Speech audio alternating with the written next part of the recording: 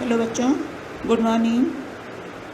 आज हम आपको व्यष्टि अर्थशास्त्र के इकाई 4 जो कि न्यू सिलेबस में 30% रिड्यूस के बाद जो आपका लास्ट लेसन है वो पढ़ाने जा रहे हैं। इससे पहले हमने व्यष्टि अर्थशास्त्र के जितने भी लेसन पढ़ाए थे उसके वीडियोस आपको रिवीजन के लिए भेजे थे और आशा करते हैं कि आप सबने जो है उसको रिवाइज़ किया होगा, कॉपी में उसके क्वेश्चन आंसर पूरे कर लिए होंगे।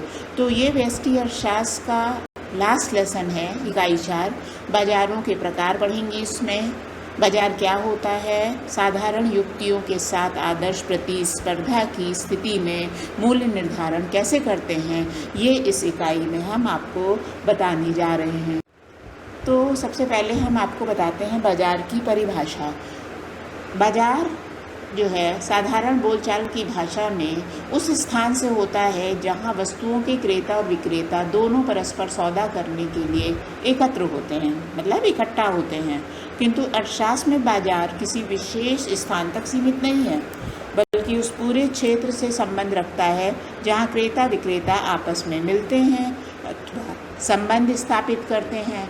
उनका ये संबंध भौतिक रूप में हो सकता है अथवा संसार के विभिन्न साधन जैसे टेलीफोन, इंटरनेट, ईमेल, व्यावसायिक मेल, फैक्स मध्यस्थों द्वारा हो सकता है।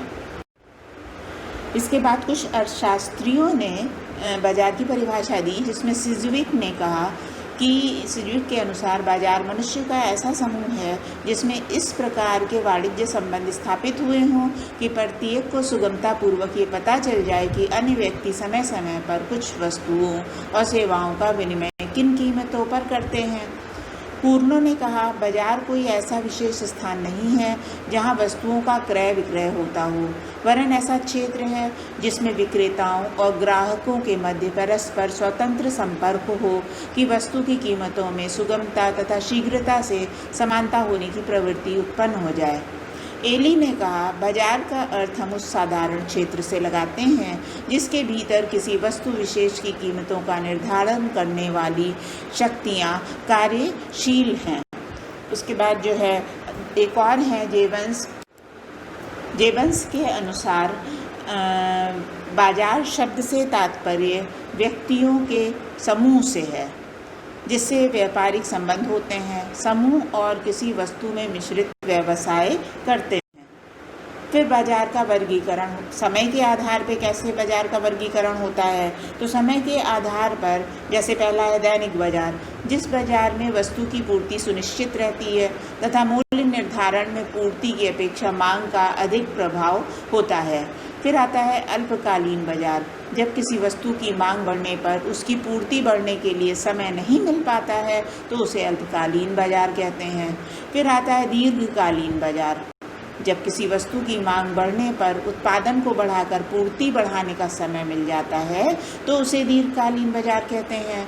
अति दीर्घकालीन बाजार, जब उत्पादक को इतना समय मिल जाता है कि वो उपभोक्ता के स्वभाव, फैशन और रुचि के अनुसार वस्तुओं का उत्पादन कर सकता है तो उसे अति दीर्घकालीन बाजार कहते हैं। फिर आता है क्षेत्र के आधार पर बाजार का वर्गीकरण। उसमें है स्थानीय बाजार, जब किसी वस्तु का क्रय तथा विक्रय किसी एक क्षेत्र तक सीमित बना रहता है तो उसे स्थानीय बाजार कहते हैं। फिर आता है प्रादेशिक बाजार, जब किसी वस्तु के क्रेता और विक्रेता पूरे प्रदेश में फैले होते हैं तो उसे प्रादेशिक बाजार कहते हैं। फिर आता है राष्ट्रीय बाजार, जब किसी वस्तु के क्रेता और विक्रेता पूरे देश में फैले होते हैं तो उसे राष्ट्रीय बाजार कहते हैं। नेक्स्ट आता है अंतर्राष्ट्रीय बाजार, जब किसी वस्तु के क्रेता और विक्रेता समूचे विश्व में फैले होते हैं तो उसे अंतर्राष्ट्रीय बाजार कहते हैं। फिर नेक्स्ट आता है प्रतियोगिता यानी कंपटीशन के आधार पर बाजार का वर्गीकरण। पहला है पूर्ण बाजार। पूर्ण बाजार वो है जिसमें क्रेता और विक्रेता बड़ी संख्या में होते हैं, उन्हें बाजार का पूर्ण ज्ञान होता है, उनमें पूर्ण प्रतियोगिता पाई जाती है जिसके कारण वस्तु का मूल्य एक ही रहता है। ये एक काल्पनिक बाजार है तथा व्यवहार में नहीं पाया जाता। अपूर्ण बाजार, अपूर्ण बाजार में पूर्ण प्रतियोगिता बाजार का भाव होता है, क्रेता और विक्रेता की संख्या अपेक्षाकृत कम होती है, उन्हें बाजार का पूर्ण ज्ञान नहीं होता तथा बाजार में वस्तु विभेद और गैर कीमत प्रतियोगिता पाई जाती है। इनमें वस्तुओं का मूल्य भी एक समय पर एक नहीं रहता। नेक्स्ट बाजार है एकाधिकार। ये प्रतियोगिता रहित बाजार होता है। इसमें वस्तु का केवल एक ही उत्पादक या विक्रेता होता है। एकाधिकार का अपनी वस्तु की कीमत और पूर्ति पर पूर्ण नियंत्रण रहता है। वो ऐसी वस्तु का उत्पादन करता है जिसकी स्थानापन्न वस्तु उपलब्ध नहीं होती। ऐसी वस्तु की मांग की आड़ी लोच शून्य होती है। तो बच्चों, आज के वीडियो में इस लेसन का वीडियो 1 में इतना ही पढ़ा रहे हैं।